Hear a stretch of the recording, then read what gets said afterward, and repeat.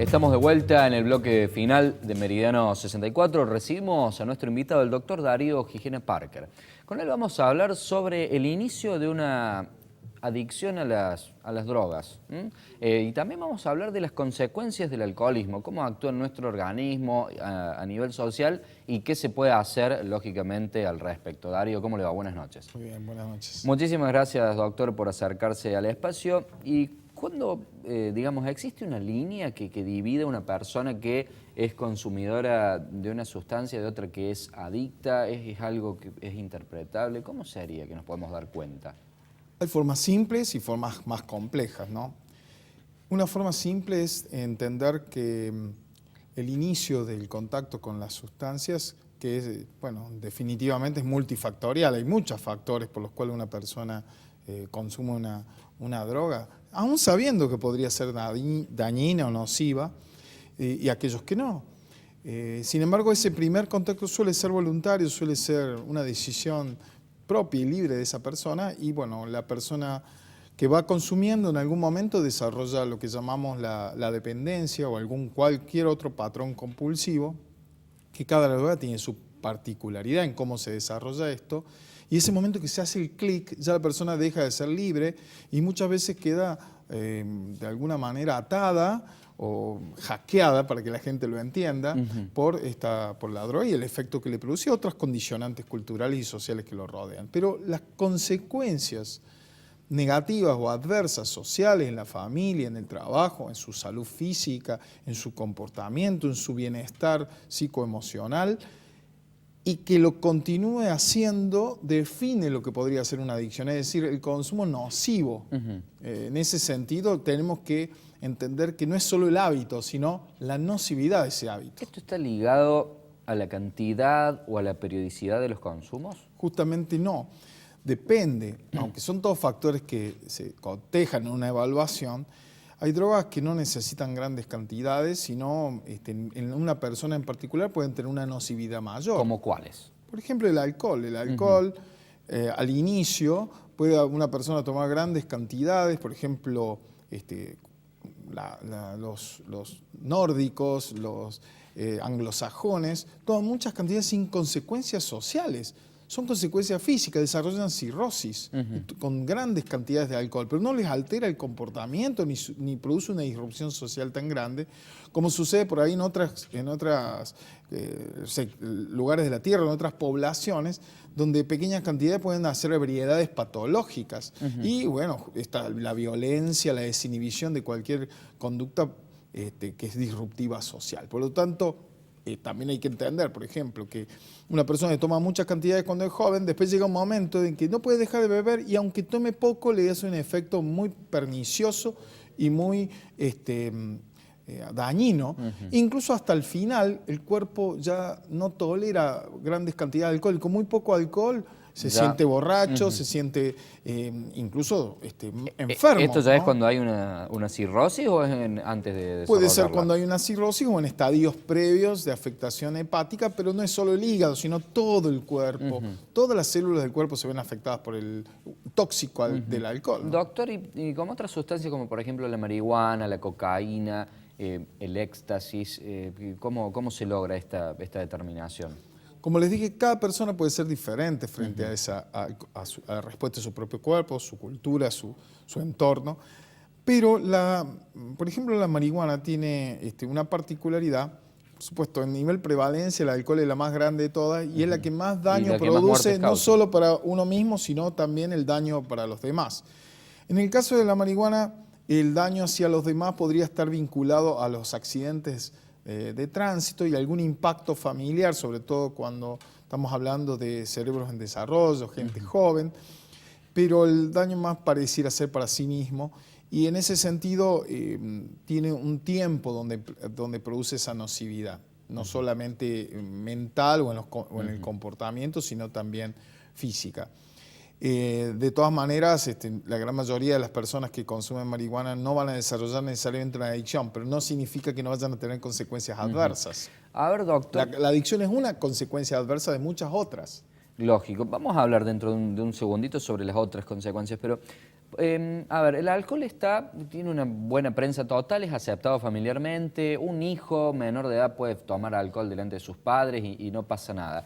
Cosa que no pasa con la marihuana aún y no pasa con las otras drogas tampoco. Es decir, no se va a poder fumar un chico un porro delante de sus padres. ¿Qué tiene que hacer un padre o una madre que detecta que su hijo se está iniciando en el consumo de estas sustancias? Bueno, cada familia, cada padre, cada hijo es diferente, así que no hay una receta para todo eso, lo quiero aclarar. Sin embargo, hay algo que es fundamental y es, bueno, que las familias entiendan de que no es bueno para el desarrollo de una persona, alguien de menos de 24 años, el consumo de esta sustancia. Hay que entender que hay una nocividad. Es cierto que hay una tolerancia social muy grande con respecto al alcohol, la tolerancia social ha ido aumentando también. ¿Los 24 años son para qué sustancias, doctor? Para todas las drogas, porque el cerebro está en desarrollo. 24, pero es legal a partir de los 18. Sí, pero bueno, el cerebro no reconoce ¿Esto las está normativas mal que sea legales. legal? No necesariamente, porque hay una cuestión básica de gradiente, o sea, no es lo mismo el daño que produce en alguien menos de 13 años, es catastrófico, por ejemplo. Alguien que empieza a tomar alcohol antes de los 12 años tiene un 400% más posibilidades de desarrollar consumo excesivo, intensivo y de alcohol y otro tanto antes de los 13. Antes de los 13 y otro tanto de aumento de probabilidades de desarrollar consumo de problemas con las drogas. O sea, el consumo de alcohol es una verdadera puerta de entrada, digamos, antes de los 13, ¿no? Para otras sustancias. ¿Y antes de los 18 en qué porcentaje se incrementa? Bueno, ahí va disminuyendo, por eso cada año que nosotros le ganemos a la edad de inicio el consumo de alcohol y ojalá que esa persona no tenga contacto en esa etapa tan crucial de la vida con las drogas, es central. Sin embargo, es al revés. La mayoría de las personas que tienen problemas con las drogas o problemas con el alcohol se iniciaron en esa franja crítica, entre los 12 y los 17 años. Por eso nuestro trabajo es muy delicado en ese sentido, porque la gran mayoría de las personas que consultan lo hacen digamos, por problemas en el consumo de sustancias, quizás a los 30 años, por ejemplo, en el caso de la cocaína, en términos medios empiezan a consultar a partir de los 30 años, pero entre los 12 y los 17 han tenido episodios de consumo excesivo de alcohol y los que no lo han tenido definitivamente tienen muchísimo menos probabilidad de tener estos problemas con otras drogas. Doctor, recién usted señalaba sobre más, digamos, situaciones negativas hacia la salud, más consecuencias negativas del consumo. ¿Nos puede detallar algunas otras como para buscar generar conciencia en la población? Bueno, la principal yo siempre digo que es la destrucción del tejido social, los vínculos en la familia. Piensen que en término promedio entre 4 y 27 personas del entorno de una persona con una adicción se ven afectadas en su merma laboral, emocional, la familia sufre mucho. No solo sufre, sino también influencia negativamente, que es un patrón complejo de relación que termina siendo muy difícil de corregir, pero bueno, con tratamiento, con asesoramiento eso puede lograrse y de hecho la recuperación existe y hay muchas personas y muchos movimientos de recuperación que a veces están invisibilizados y que se van a empezar a ver. Pero como consecuencia no solo son las físicas, porque las físicas a un adolescente vos le puedes decir que te va a dar cirrosis, pero bueno, todos fuimos adolescentes y sabemos que un año es una enormidad de tiempo y tenemos que empezar a trabajar en las cosas de más corto plazo. Por ejemplo, hay un tema fundamental y es que los medios tienen que colaborar en que entendamos de que la gran mayoría de los adolescentes no consumen drogas y en general lo que tendemos a decir los medios, los referentes adultos es que se ha duplicado, se ha triplicado, que hay un problema de drogas, cosas por el estilo que no son los hechos. Más allá de que ha aumentado y eso es un hecho, la gran mayoría no lo hace. Y si ponemos en relieve lo que hace la publicidad y el marketing, por ejemplo, del alcohol, que es el marketing legal, lo que quieren lograr es que todos los jóvenes piensen que todos hacen lo mismo. Entonces estamos diciendo que todos se drogan, es un problema y eso hay que corregirlo en el sesgo que tenemos los adultos. A ver, ¿qué incidencia de mortandad puede tener el tabaco en la población, que está prohibida su publicidad, y qué incidencia puede tener el alcohol en la cantidad de muertes que se producen por año en un país? Hay una gran dificultad en hacer esas mediciones, sobre todo en el alcohol, por las otras consecuencias, porque es difícil que en un certificado de función pongan causa de muerte a consumo abusivo de alcohol, porque tuvo un accidente de tránsito. La causa es un fallo cardíaco, un traumatismo cráneoencefálico, pero no la causa central. Eso es un problema. En cuanto al tema del tabaquismo, sí está estudiado de que cada 2 personas que fuman, una se va a morir por causas directas o indirectas directamente relacionadas con el alcohol. De cada 2, una. De cada 2, tremendo. una. Del Sí, cigarrillo. Sí, claro. Sí. Es una epidemia. La epidemia está sobre todo en los años en donde estaba totalmente desregulada la publicidad, que todos sabemos cómo ha afectado a nuestros padres y, bueno, a otras generaciones, devastación, ¿no? Con respecto a las consecuencias de muertes tempranas y de discapacidad por esto. Y también el alcohol, son las drogas de mayor consumo, son las que más impacto tienen, porque hay más cantidad de gente que accede a esas 2 drogas. Estadísticamente usted había dicho que hasta 28 personas del entorno de una persona con problemas con el consumo de alcohol pueden tener, digamos, dificultades.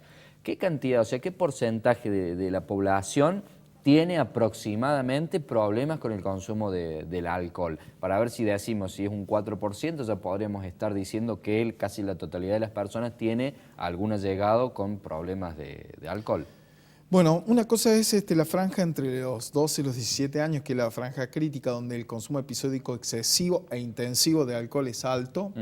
También tenemos que tener en cuenta que las estadísticas ignoran que los jóvenes perciben mayor consumo de lo que realmente tienen sus pares, ¿no? Y eso es un tema importante.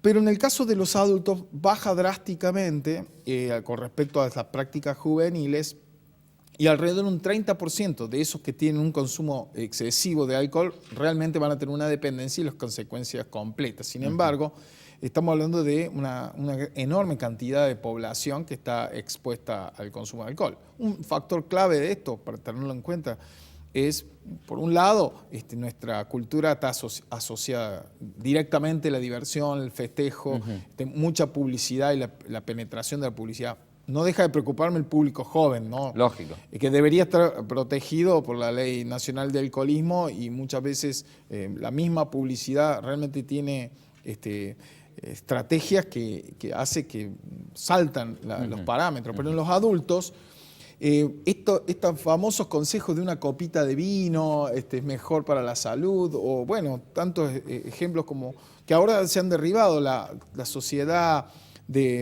británica de salud ha recomendado que no hay ninguna cantidad segura de alcohol, por ejemplo, sobre todo porque han encontrado indicadores de alcohol y cáncer muy incontrastables. Digamos, las personas que toman alcohol tienen una probabilidad muy grande de desarrollar distintos tipos de cáncer frente a los que no. Y eso es algo que hasta hace poquito tiempo no se sabía. Al contrario, hablaban de una protección en la función cardíaca o cardiovascular. Doctor, le agradecemos por haber formado parte del espacio. A ustedes muchas gracias, un placer estar acá. El doctor Darío Gijena Parker nos dio un panorama por cuando inicia una adicción a las sustancias y sus consecuencias. Nosotros nos despedimos hasta la semana que viene. Sigue compartiendo nuestra pantalla. Hasta entonces.